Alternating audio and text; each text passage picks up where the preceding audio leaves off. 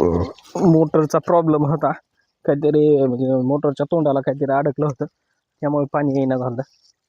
पाणी आता जोरात आलंय, मोटर बी चालू झाली. आता बघू शकता या तुरीपासून हे इकडं जवळपास म्हणजे घरचं बियाणं होतं गेल्या वर्षीच्या ज्वारीचं. आणि पलीकडलं दाखवतो तुम्हाला.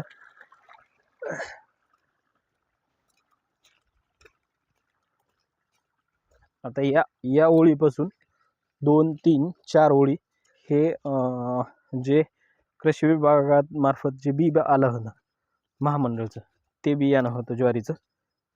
1, 2, 3 आणि 4 ओळी ह्याची लागवड म्हणजे उगवण क्षमता चांगल्या प्रकारे झालेली आहे. थोडा दाट झाला आहे पण काय हरकत नाही. आणि आता हे पाणी चालू आहे. आता ह्या ओळीच्या पलीकडं ह्या तुरीच्या इकडला भाग जो आहे तो विठ्ठल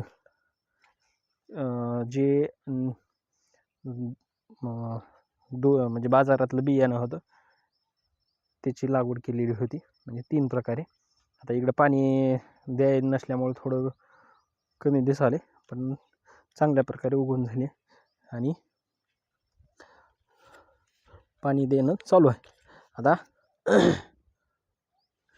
आता सगळ्यात महत्त्वाचं म्हणजे आमच्या भागामध्ये कोणत्याच ट्रॅक्टरवाल्याकडं जे मड्या पाडून पेरतात ती पद्धत नाही, त्यामुळं हे अशी अडचणी येते. मग काहीतरी देशी जुगाड करून पाणी द्यावं लागते. आपण पेरताना एका साईडला एका फणाला पोतं लावलं होतं, त्यामुळं आता हे तरी नळ्यांना पडल्यात, त्यामुळे येतात यायला व्यवस्थित. ह्या अशा प्रकारे तर ज्वारीची चांगली प्रकारे उगवण झालेली आहे आणि चांगल्या प्रकारे उतार पण देईल अशी आहे अपेक्षा. तर भेटूया उद्या एका नवीन व्हिडिओमध्ये. तोपर्यंत जय हिंद, जय महाराष्ट्र.